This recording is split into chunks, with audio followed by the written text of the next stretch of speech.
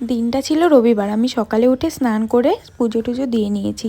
আর দেখো যত যেন শীত চলে যাচ্ছে তত বেশি শীত পড়ছে, কেন বুঝতে পারছি না। তো যাই হোক, শেষের দিকে হয়তো একটু বেশি শীত পড়ে যাচ্ছে।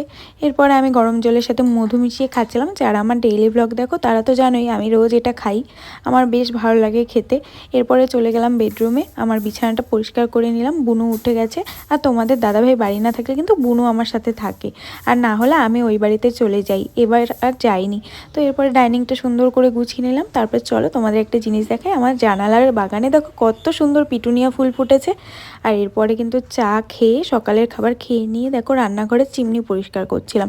আসলে চিমনিটা অনেক দিন হলো সার্ভিসিং করানো হচ্ছে না, তাই নিজে নিজেই পরিষ্কার করলাম।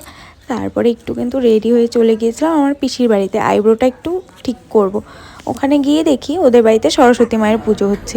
আগে জানলে কিন্তু আমি সেদিনই অঞ্জলিটা দিতাম।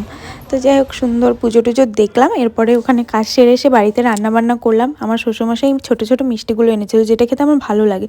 আর এরপরে আমার বাবা কিন্তু প্রসাদ এনেছিল, সেটাও খেতে